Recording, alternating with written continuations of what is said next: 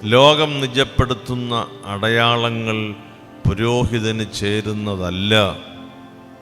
ലോകം അടയാളപ്പെടുത്തുന്ന പര്യായങ്ങളും പേരുകളും ചൊല്ലി വിളിക്കുമ്പോൾ അപജയം ലോകത്തിൻ്റെ പരിചയമുള്ളതായതുകൊണ്ട് അതിൻ്റെ എല്ലാം പേരുകൾ പിന്നീട് നമ്മുടെ മേൽ ചാർത്തപ്പെടും.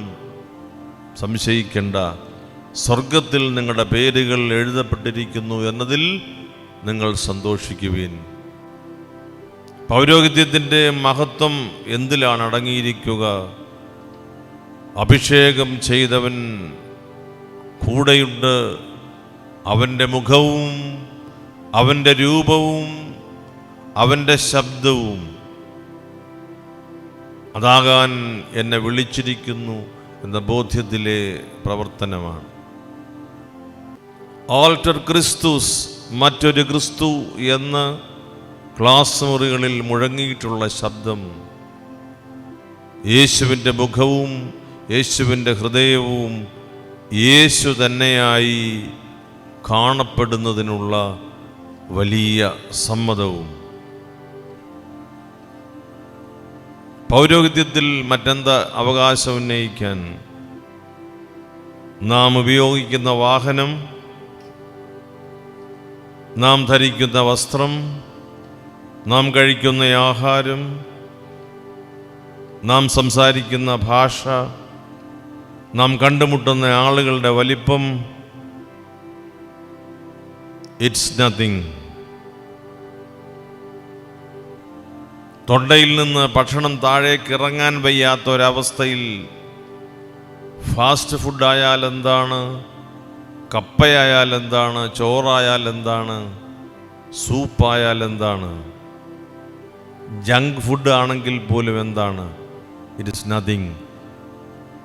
Tasty food, the most tasty food തൊണ്ടയിൽ നിന്ന് ഇറങ്ങാൻ നമുക്ക് സാധിക്കുന്നില്ലെങ്കിൽ what does it make a difference in my life? നമുക്കാവശ്യമുള്ളതിൻ്റെ അനുഭവത്തിലാണ് അതിൻ്റെ സ്വീകാര്യത. നമുക്ക് ഉൾക്കൊള്ളാൻ കഴിയുന്നതിൻ്റെ പൂർണ്ണതയിലാണ് അതിൻ്റെ അർത്ഥം നമുക്ക് മനസ്സിലാവുക. പൗരോഹിത്യത്തിൻ്റെ മഹത്വം ഭൂമി കൽപ്പിച്ചു നൽകിയിരിക്കുന്ന അടയാളങ്ങളിലൊന്നുമല്ല, തെറ്റിദ്ധരിക്കരുത്. ഇത് ലൈവായി പോകുന്നെങ്കിലും പറയാൻ മനസ്സിൽ വന്ന കാര്യം പറയാതിരിക്കാൻ ആവില്ല.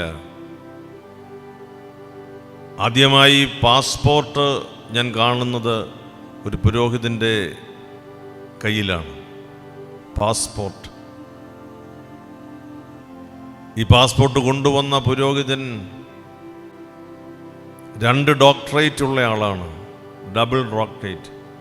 ഡോ എന്ന് പറയേണ്ടി വരും. ഒരു ഡോ എന്ന് പറഞ്ഞാൽ ഒരു ഡോക്ടറേറ്റ് അല്ലേ ഉള്ളൂ, 2 ഡോക്ടറേറ്റ്. ഡോ.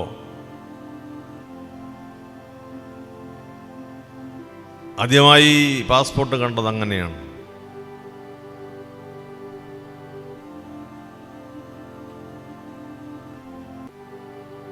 പക്ഷെ ഒരു കാര്യം പിന്നീട് മനസ്സിലായി, ഈ ഡോ എന്ന് ഉച്ചരിച്ചില്ലെങ്കിലും കർത്താവിൻ്റെ പുരോഹിതന് അതില്ലാതെയും പുരോഹിതനായി അറിയപ്പെടാം. ഇന്ന് ഇദ്ദേഹത്തെ നോക്കി മേൽപ്പറഞ്ഞ ശബ്ദം 2 പ്രാവശ്യം ആവർത്തിക്കുന്നതിന് സാധിക്കുന്നില്ല. കാരണം അങ്ങനെ ഒരു അവസ്ഥ ഇപ്പോൾ അദ്ദേഹത്തിനില്ല.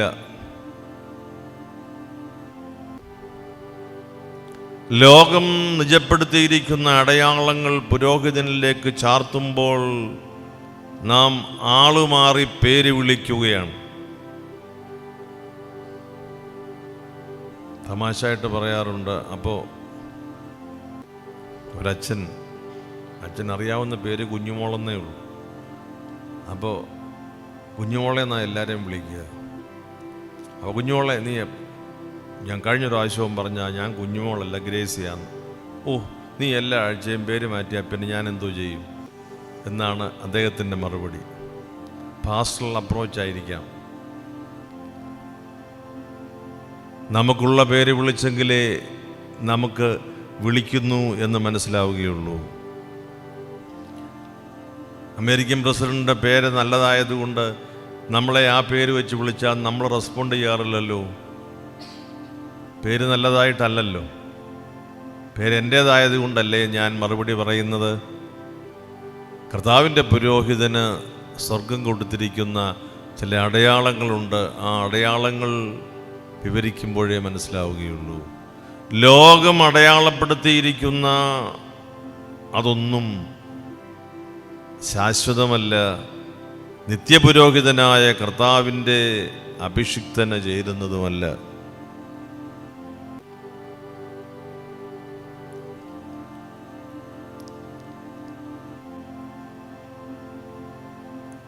ജോൺ മരിയ വിയാനിയെ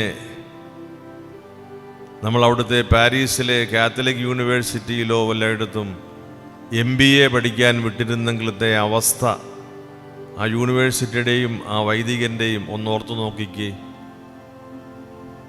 കഷ്ടിച്ച് ലത്തീൻ ഭാഷ പഠിക്കാൻ പോലും പാടുപെട്ട ആ മനുഷ്യൻ്റെ വേദന അദ്ദേഹത്തിനറിയാം. ഞാനിത് പറയുന്നത് സെമിനാരിയിൽ ഒരു ലൈസൻസായി പോകരുത്. ജോൺ മരിയ വിയാനിയുടെ കാര്യമാണ് പറഞ്ഞത്, നമ്മുടെ സെമിനാരിയുടെ കാര്യമല്ല. ആ മനുഷ്യൻ പാടുപെട്ടാണ് പഠിച്ചത്. നാം തെറ്റിദ്ധരിച്ച് ജോൺ മരിയ വിയാനിയെ തൊട്ടടുത്ത യൂണിവേഴ്സിറ്റിയിൽ MBA പഠിക്കാൻ നിർബന്ധിച്ചയച്ചിരുന്നെങ്കിൽ കുമ്പസാരക്കൂട്ടിലെ ഒരു വിശുദ്ധനെ നമുക്ക് പറഞ്ഞില്ല നഷ്ടപ്പെടുമായിരുന്നു. പൗരോഹിത്യത്തിൻ്റെ വഴികൾ എന്നും അങ്ങനെയാണ്. നമുക്ക് വിശ്വസിക്കാൻ സാധിക്കുമോ ആവോ? നാം കരുതുന്നതിനേക്കാൾ അപ്പുറത്തേക്ക് പരിശുദ്ധാത്മാവ് കൊണ്ടുപോകുന്ന വഴികൾ. ഒരു ചെറിയ പയ്യൻ റീജൻസിക്ക് വടക്കേ ഇന്ത്യയിൽ വിട്ടു. പറ്റുമെങ്കിൽ ആ ഭാഷയൊക്കെ പഠിക്കുക, പിന്നീട് വല്ലതും പ്രയോജനപ്പെട്ടാൽ നല്ലതാണല്ലോ. ഇന്ന് നമ്മുടെ വടക്കേ ഇന്ത്യയിലെ നമ്മുടെ ഒരു വലിയ മിഷൻ പ്രദേശത്ത് അവരുടെ ഭാഷ അനായാസേന സംസാരിച്ച് കർത്താവിൻ്റെ മഹത്വം കൊടുക്കുന്ന ഒരു പുരോഹിതനായി, ഒരു മിഷണറിയായി ഈ ചെറുപ്പക്കാരൻ അച്ഛൻ നമ്മുടെ സഭയിൽ പ്രവർത്തിക്കുന്നു.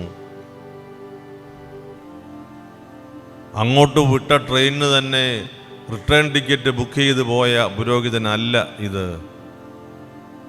ആ ട്രെയിൻ തിരിച്ചു വരുമ്പോൾ അതേ കയറി സീറ്റില്ലെങ്കിലും അള്ളിപ്പിടിച്ച് തിരിച്ചു പോരാൻ വെപ്രാളപ്പെടുന്ന മിഷണറി അല്ല. അവിടെ ഭാഷ പഠിച്ച് അവിടെ കൂടെ നിന്ന് അവിടെ കർത്താവിൻ്റെ സഭയെ പുഷ്ടിപ്പെടുത്തുന്നതിനുള്ള ശുശ്രൂഷകളാണ്. ലോകം നിജപ്പെടുത്തുന്ന അടയാളങ്ങൾ പുരോഹിതന് ചേരുന്നതല്ല. ലോകം അടയാളപ്പെടുത്തുന്ന പര്യായങ്ങളും പേരുകളും ചൊല്ലി വിളിക്കുമ്പോൾ അപജയം ലോകത്തിൻ്റെ പരിചയമുള്ളതായതുകൊണ്ട് അതിൻ്റെ എല്ലാം പേരുകൾ പിന്നീട് നമ്മുടെ മേൽ ചാർത്തപ്പെടും. സംശയിക്കേണ്ട, സ്വർഗത്തിൽ നിങ്ങളുടെ പേരുകൾ എഴുതപ്പെട്ടിരിക്കുന്നു എന്നതിൽ നിങ്ങൾ സന്തോഷിക്കുവിൻ.